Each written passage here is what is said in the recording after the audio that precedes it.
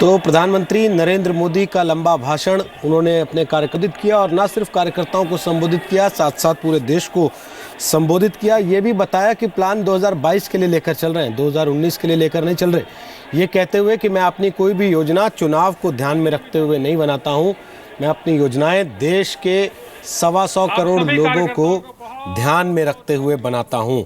तो ये तस्वीरें हम आपको दिखाते रहेंगे, वो कार्यकर्ताओं से मिल रहे हैं। लेकिन सबसे पहले गौतम लाहिड़ी, क्या कहेंगे पीएम को सुनने के बाद? देखिए, आज उन्होंने जीतने के बाद उसमें कोई आहंग नहीं था। उन्होंने एक पॉलिटिक्स ऑफ कंसेंसस की बात कही। सरकार जिसने वोट दिया, जिन्होंने नहीं दिया, सरकार वो सबका होता है।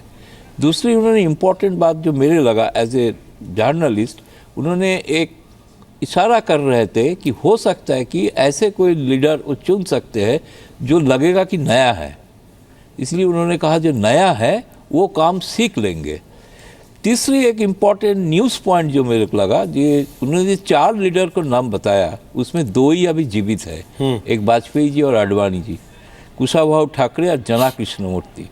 तो उन्होंने पुराना लीडर का आडवाणी के नाम आज का दिन, जिन्होंने कोई प्रचार नहीं किया, कहीं जगह पे दिखाई नहीं दिया इस 5 राज्यों का चुनाव के दौरान। मुझे लग रहा है शायद उनका मन में आडवाणी के लिए कोई चिंता है, कोई सोच है जो शायद बाद में उसको उन्होंने यूज़ भी कर सकता है। इज माई ओनली स्पेकुलेशन, और कुछ नहीं है। बाकी जो उन्होंने पार्टी कार्यकर्ता का बहुत बड़ा जिम्मेवारी दिया है कि 2.5 साल हो चुका है। उन्होंने ये भी कहा कि आप मैं अभी ये मिड पॉइंट में हूँ, ये सरकार मिड पॉइंट में है।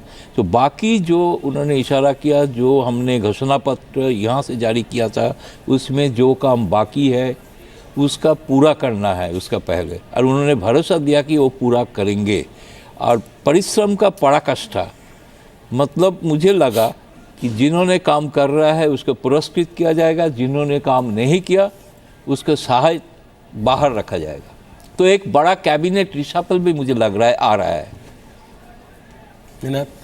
सर, बड़ा इंटरेस्टिंग भाषण था। मेरे को सबसे ज़्यादा जो लगा वो है कि वो अपने कार्यकर्ताओं को संबोधित कर रहे थे कि अहंकार में ना चले जाएं, ऐसी घटनाएं ना हो जिससे छवि खराब हो, क्योंकि पावर एक बहुत अजीब चीज़ होती है। और जब इतना बड़ा मैंडेट आता है, मुझे लगता है कि वो सबसे पहले अपने कार्यकर्ताओं को ये समझा रहे थे कि इसको ज़रा आराम से लिया जाए और सुशीलता से लिया जाए।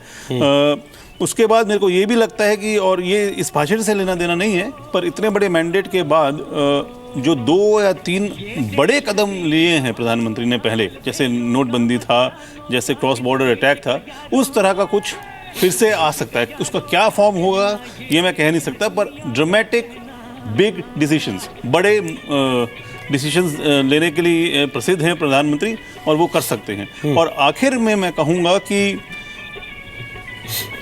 बीजेपी के जो कोर वैल्यूज़ हैं उनको एक्सपेंड करने का भी हिंट दिया है कि हमें कोर वैल्यू से थोड़ा आगे निकलने का मैंडेट आया। जिन्होंने न्यू इंडिया जो बोला, तो जैसे अमेरिका में न्यू डील थी जिसमें गरीबों को इंक्लूड किया गया था, बार बार गरीब तबके की बात बीजेपी पहली बार कुछ सालों में कर रही है।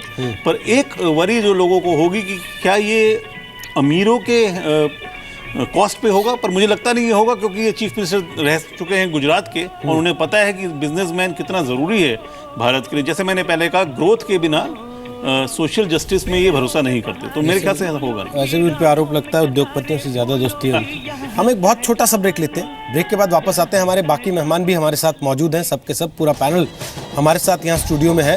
प्रधानमंत्री ने जो बातें कही हैं उसके राजनीतिक मायने क्या हैं, इस देश की राजनीति अब किस तरीके से बदलने वाली है उत्तर प्रदेश के इस चुनाव के बाद, और क्या वाकई यूपी सीएम के लिए भी कोई संकेत उन्होंने अपनी बात में दिया, जैसा गौतम लाहिड़ी ने इशारा किया।